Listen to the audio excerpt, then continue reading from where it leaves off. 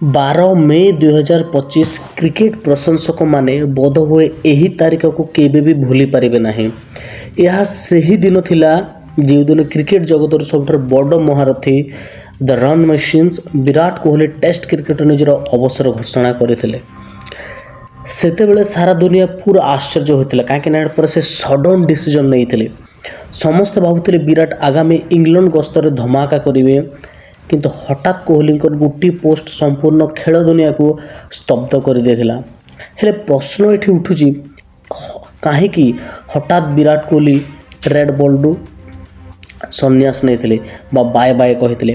ଆଜି ଏହି ଭିଡ଼ିଓରେ ଆମେ ସବୁ ଡିଟେଲ୍ସ ବିଷୟରେ କଥା ହେବା, ଯାହାକି ତାଙ୍କ ନିଜ ପାଟିରୁ ସେ ନିଜେ କହିଛନ୍ତି ଯେ କାହିଁକି ସେ ଟେଷ୍ଟ କ୍ରିକେଟରୁ ବିଦାୟ ନେଇଛନ୍ତି, ଆଉ ସେଟା ବି ଗୋଟେ ଇଣ୍ଟରଭ୍ୟୁରେ, ଆଉ ସେଟା ପୁରା ଭାଇରାଲ ହେଇଯାଇଛି।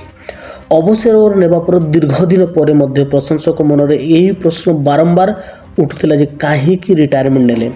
ଶେଷରେ RCBର ପଡ଼କାଷ୍ଟରେ ବିରାଟ କୋହଲି ନିଜେ ଏହି ନୀରବତା ଭାଙ୍ଗିଛନ୍ତି ବା ଏହି ପ୍ରଶ୍ନର ଯେଉଁ ଆନ୍ସର ପାଇବେ ବୋଲି ଲୋକମାନଙ୍କୁ ଆନ୍ସର ଦେଇଛନ୍ତି, ଏବଂ ସେ ଏମିତି ଏକ ସତ୍ୟତା ସାମ୍ନାକୁ ଆଣିଛନ୍ତି ଯାହା ଶୁଣିଲେ ଆପଣ ମଧ୍ୟ ଭାବୁକ କରିଦେବ, ମାନେ ପୁରା ଇମୋସନାଲ୍ସ କରିଦେବ। ପୁରା ଏତେ ଲେଭେଲ୍ ପର୍ଯ୍ୟନ୍ତ ବି BCCI ଘିରିପାରେ, ଆପଣ ବାଧ୍ୟ ହୋଇଯିବେ ପୁରା ତାକୁ ଚିନ୍ତା କରିବାକୁ।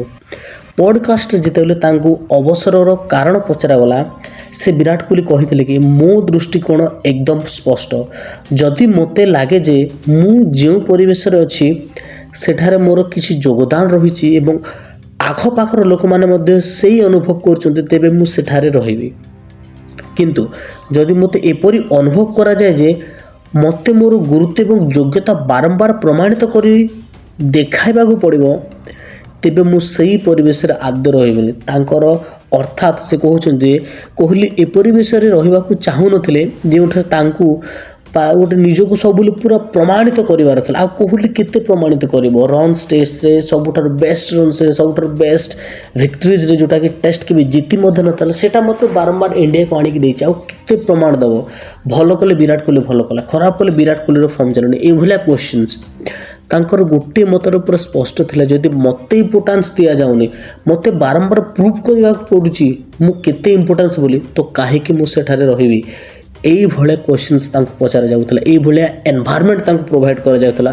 ସେଇଥିପାଇଁ ବିରାଟ କୋହଲି ରିଟାୟାରମେଣ୍ଟ ହେଇଯାଇଥିଲା। ଯଦିଓ ସେ ଇଣ୍ଟରନ୍ୟାସନାଲ ଅଛନ୍ତି, ଇଣ୍ଟରନ୍ୟାସନାଲ ମଧ୍ୟ ଏତେ ସହଜ ନୁହେଁ ସେଇ ପରିସ୍ଥିତିକୁ ଆକ୍ସେପ୍ଟ କରିବା। କିନ୍ତୁ ଏହି ପରିସ୍ଥିତି ଆସିଥିଲା କେଉଁଠୁ? ଏଥିପାଇଁ ଆମକୁ ଟିକେ ପଛକୁ ଫେରିବାକୁ ପଡ଼ିବ। ଅଷ୍ଟ୍ରେଲିଆ ବିପକ୍ଷରେ ଖେଳାଯାଇଥିବା ବର୍ଡ଼ର ଗାଭାସ୍କର ଟ୍ରଫି 2024-25 ହିଁ ବିରାଟଙ୍କ କ୍ୟାରିୟରର ଶେଷ ଟେଷ୍ଟ ଥିଲା, ଏବଂ ଏହି ସିରିଜରେ ବିରାଟ ପାଇଁ ଏକ ବ୍ୟକ୍ତିଗତ ଭାବେ ବହୁତ ବଡ଼ ଅଗ୍ନି ପରୀକ୍ଷା ଥିଲା। ଯଦି ଆମେ ପରିସଂଖ୍ୟାନ ବା ଡାଟାକୁ ଆମେ ଯଦି ଦେଖିବା, ତେବେ ଏହି ସିଜନର 9ଟି ଇନିଂସରେ ବିରାଟ ମାତ୍ର 190 ରନ୍ କରିବାକୁ ସକ୍ଷମ ହୋଇଥିଲେ। ପର୍ଥ କିନ୍ତୁ ସେଇ ଗୋଟିଏ ଶତକକୁ ଛାଡ଼ିଦେଲେ ବାକି 8ଟି ଇନିଂସରେ ତାଙ୍କ ବ୍ୟାଟ୍ରୁ ଆସିଥିଲା ମାତ୍ର 90 ରନ୍। ଏହି ଖରାପ ଫର୍ମ ଯୋଗୁଁ ସମାଲୋଚନା କରି ତାଙ୍କ ଉପରେ ପ୍ରଶ୍ନ ମଧ୍ୟ ଉଠାଯାଇଥିଲା ଯେ କୋହଲିଙ୍କୁ ଭିତରୁ ଆଘାତ ଦିଆଯାଇଥିଲା, ଏବଂ ପ୍ରଶ୍ନ ଏଭଳି ଥିଲା ଆଉ କହିଲେ ନ ସରେ। ମେ 2025 ଏହି ମାସଟି ଭାରତୀୟ କ୍ରିକେଟ ଇତିହାସର ଏକ ଶୋକର ମାସ ଭାବେ ଲିପିବଦ୍ଧ ହୋଇ ରହିବ। ମାତ୍ର 5 ଦିନ ଭିତରେ ଭାରତୀୟ କ୍ରିକେଟ ତାର ଦୁଇଟି ଶକ୍ତିଶାଳୀ ସ୍ତମ୍ଭକୁ ହରାଇଥିଲା। ପ୍ରଥମେ ଝଟକା ଲାଗିଥିଲା ମେ 7 ତାରିଖରେ, ଯେତେବେଳେ କ୍ୟାପ୍ଟେନ୍ ରୋହିତ ଶର୍ମା ଟେଷ୍ଟରୁ ବିଦାୟ ନେଇଥିଲେ ଆଉ ଘୋଷଣା କରିଥିଲେ ଯେ ମୁଁ ଟେଷ୍ଟରୁ ଅବସର ନେଉଛି। ପ୍ରଶଂସକମାନେ ଏହି ବଡ଼ ଝଟକାକୁ ସମ୍ଭାଳି ମଧ୍ୟ ପାରିନଥିଲେ ବା ସେଠୁ ଓହରି ମଧ୍ୟ ପାରିନଥିଲେ। ତାଙ୍କ ଠିକ୍ 5 ଦିନ ପରେ ଆଉ ଥରେ ଶୁଣିଲା ମେ 12ରେ ବିରାଟ କୋହଲି ମଧ୍ୟ ଟେଷ୍ଟରୁ ବିଦାୟ ନେଉଛନ୍ତି। ରୋହିତ ଶର୍ମା ଏବଂ କିଙ୍ଗ କୋହଲି ଭୟଙ୍କର ଏହି ନିଷ୍ପତ୍ତି ଭାରତୀୟ ଟେଷ୍ଟ ଦଳକୁ ଅପୂରଣୀୟ ସ୍ଥାନ ସୃଷ୍ଟି କରିଥିଲା। ବିରାଟ କୋହଲି ଆଜି ହୁଏତ ଟେଷ୍ଟ କ୍ରିକେଟ ଖେଳୁନାହାନ୍ତି, କିନ୍ତୁ ସେ ଭାରତୀୟ ଟେଷ୍ଟ କ୍ରିକେଟକୁ ଯେଉଁ ଉଚ୍ଚତାକୁ ନେଇଛନ୍ତି, ବିଶେଷ କରି ବିଦେଶ ମାଟିରେ ଜିତିବାର ଯେଉଁ ଆଟିଟ୍ୟୁଡ଼ ଦେଖାଇଛନ୍ତି, ତାହା ସର୍ବଦା ଅମର ହୋଇ ରହିଯିବ।